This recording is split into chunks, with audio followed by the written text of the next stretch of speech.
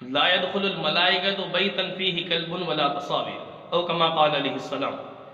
میرے پیارے پیغمبر صلی اللہ علیہ وسلم نے فرمایا جس گھر میں کتا ہو یا تصویر ہو اس گھر میں اللہ کی رحمت کے فرشتے نہیں آتے، اس گھر سے برکت اٹھ جاتی ہے۔ تو میرے دوست، بہت سے لوگ آج شوقیہ کتے پال رہے ہیں، ناجائز ہے اور اس کی شریعت اسلامیہ میں کوئی اجازت نہیں ہے۔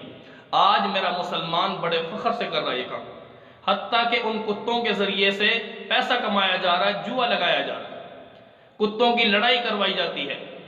تو یہ جو کہ سراسر ظلم ہے، ایک کتے کو دوسرے کتے سے لڑانا، بے جا اس کو تکلیف دینا۔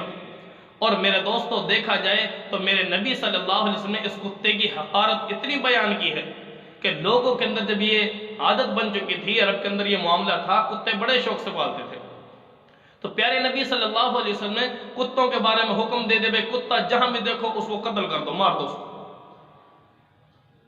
گویا کتوں کی نفرت بٹھانا مقصد تھا دل میں۔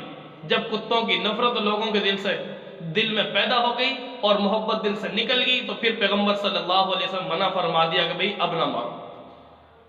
اور پھر کتا ایسا حقیر جانور ہے، ایسا غلیظ جانور ہے کہ اس کی زبان میں وہ گندے جراثیم ہیں، ٹھیک ہے، کہ نبی صلی اللہ علیہ وسلم فرمایا اولاہن او اخراہن بالتراب، کہ ایک دفعہ مٹی سے دھونا پڑے گا، ٹھیک ہے، اس کے علاوہ 3 دفعہ برتن کو دھونا یا 7 دفعہ دھونا، مختلف احادیث میں آتا ہے۔ بہرحال میں اس کی غلاظت کی طرف اشارہ کر رہا ہوں کہ اس کی زبان میں ایسے گندے جراثیم ہوتے ہیں کہ فرمایا کہ وہ مٹی کھینچ سکتی ہے، ایک دفعہ مٹی سے دھونے پڑیں گے۔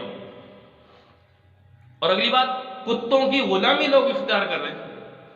انسان کی جو ذلیل ہونے کی، ٹھیک ہے، حقیر ہونے کی، اللہ کی نظر سے گرنے کی انتہا دیکھیے، اللہ ایسی حقیر مخلوق کا غلام بنا دیا گویا اللہ نے اس کو، جو آج بڑے فخر سے کہتے ہیں کہ میرا کتا ایسا، میرا کتا اتنا مہنگا، میرا کتا اتنا بڑا۔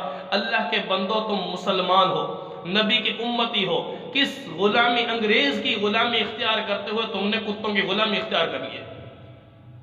جو غذائیں آپ کو خوابوں میں نظر نہیں آتی، تصورات میں نہیں ہے، وہ غذائیں کتوں کو کھلائی جا رہی ہیں۔ انسان اپنے جسم پہ جو غذا استعمال نہیں کر سکتا، ٹھیک ہے، اپنی اولاد کو کھلانا گوارا نہیں کرتا، مہنگائی ہے، لیکن وہ غذائیں مہنگی قسم کی، وہ مہنگے قسم کے علاج، وہ مہنگی قسم کے دوائیں، وہ ان جانوروں کو کھلا رہا وہ انسان کی ضلالت کی انتہا ہے۔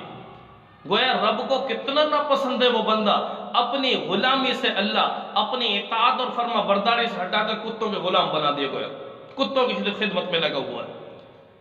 بڑا لمحہ فکر ہے میرے مسلمان، اپنی عزت کو دیکھ، تو کیا تھا، رب نے کیا مقام دیا تھا تجھے۔ تو لہٰذا کتوں کی خدمت کرنا، کتوں کے اوپر خرچہ کرنا، کتوں پہ پیسہ لگانا، کتوں کی لڑائی کروانا، یہ سارے معاملات قیامت کے دن ناجائز اور حرام ہیں، ان کے بدلے پکڑ ہوگی قیامت کے دن پہ۔